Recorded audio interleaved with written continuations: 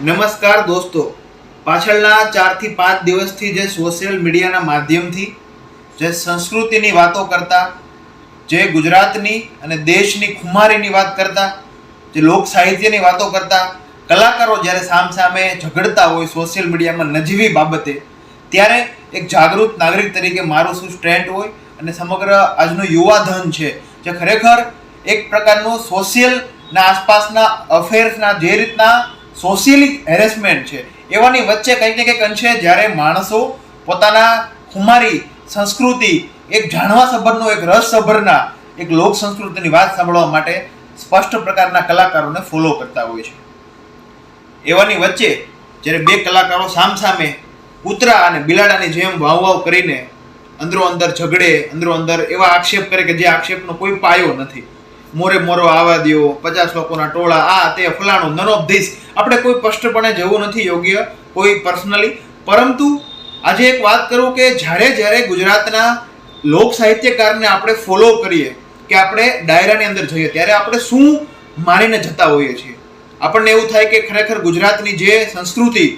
જે આપણી લોક ધરતીના જેવા એવા માણસો કે જે માણસોને ખરેખર આપણે સાંભળવા જોઈએ, કે જે માણસોને સાંભળીને આપણને એવું થાય કે એના સારા વિચાર લઈએ, જેથી કરીને આપણે ડાયરામાં જઈએ છીએ. ત્યાં જઈને આપણે ફલાણો ઓલાનો વિરોધ, ફલાણો આનો આ જોઈ લેશું, આ તે ફલાણા એવા સ્ટેટમેન્ટ આવે કે જ્યારે ખરેખર દેશની કલા અને સંસ્કૃતિના નામ પર જે લોકો બિઝનેસ ચલાવે છે તેવા લોકોના અંગત અને છીછરાપણાના કારણે સમગ્ર યુવા વર્ગ આજે બગાડ થાય છે. આ વાત કેવું હોય તો ખોટી નથી, કારણ કે આજનો યુવા વર્ગ વિશે ગરીબી, બેરોજગારી એવા કેટલાય પ્રકારના અન્યાય કે આજે બેરોજગાર હોય, લોકોના નોકરી ગયા હોય, મંદીનો માહોલ હોય, એવાની વચ્ચે માણસ હેરેસ થયો હોય તો સ્વાભાવિક છે માણસ ફ્રી થઈને આવી સંસ્કૃતિ સભરના બે ચાર બારવટિયા, બે ચાર સારા માણસો કે જેને આપણે સાંભળીએ, જેથી કરીને આપણને એવું થાય કે ખરેખર કેરેક્ટર, ચરિત્ર કેવું હોય. તો ત્યારે આ લોકો અંદરો અંદર તેના જ આપસી મુઠમઠાવ, આપસી જ ઝઘડા, આપસી જેવા હલકા અને છીછરા પ્રકારના સ્ટેટમેન્ટોથી સામસામે બાંધતા હોય ત્યારે સમગ્ર ગુજરાતના યુવા વર્ગ ગેરમાર્ગે તો 100% દોરાય છે. ભૂતકાળની અંદર પણ એવા સ્ટેટમેન્ટ, 2 કે 3 સ્ટેટમેન્ટના આધારે ઘણા બધા યુવા વર્ગો એવા રીલ્સ બનાવીને હાથમાં બંદૂક, હાથમાં ગાડી, એવી વિવિધ જાતની લક્ઝરિયસ કારની ઉપર રીલ્સ બનાવે, જેથી કરીને ખરેખર શિક્ષણ, બેરોજગાર, ખરેખર આગળ વધવું, નોકરી, પોતાની જે સામાજિક અને શૈક્ષણિક રીતે આગળ કેમ વધાય એ બધાને દૂર છોડીને એક પ્રકારે આક્રમક જે લોહી ઉબાળે યુવા વર્ગને, આજે 18 થી 25 વર્ષના જે યુવા છે આ તમામ લોકોને એક એવી જરૂરિયાત હોય કે ખરેખર તેના સામાજિક અને શૈક્ષણિકમાં કઈ રીતે આગળ વધે, તેનો વિકાસ કેમ થાય. એની જ જગ્યાએ આવા લોકોને સાંભળીને ખરેખર યુવા વર્ગ બગડે છે. આ વાતમાં કોઈ ખોટી વાત નથી. તો મહેરબાની કરીને હું તમામ લોકોને પણ કહું છું આ યુટ્યુબ મીડિયાના માધ્યમથી કે આવા ને આવા સ્ટેટમેન્ટ એક આ બાજુ બોલે, એક આ બાજુથી બોલે, ત્યારબાદ બાંધે, સમાધાન થાય, ફલાણું આ તમામ વસ્તુથી ઉપરને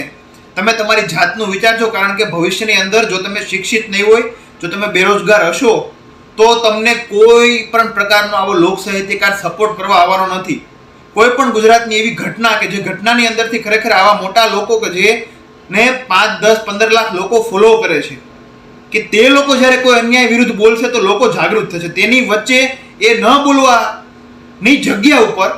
એવું બધું લગાડવામાં આવે કે સ્પષ્ટ રીતના એવા કોઈ સ્ટેટમેન્ટ કે જેના વટ દેખાતો હોય, તેની ખુમારી પોતાની દેખાતી હોય, જ્યારે ભૂતકાળના એવા ઇતિહાસની વાત કરવાની હોય એના બદલે પોતાના જેવું લાગે કે પોતાની જાતને મહાન બતાવવા માટેની આ મહેનત છે. બસ આનાથી વિશેષ આ વિવાદમાં કોઈ જાતનું કાંઈ નથી. એટલે આ વિવાદને સાઇડલાઇનમાં કરીને બધા યુવાઓ પોતપોતાના રીતે પોતપોતાના ફિલ્ડમાં મહેનત કરે અને શિક્ષિત બને, રોજગારી સભર બને અને પોતાની જિંદગીમાં કંઈક ઉન્નતિના પ્રયાસ કરે. આટલું જ મારું અંગતપણે માનવું છે. જય હિન્દ, જય ભારત.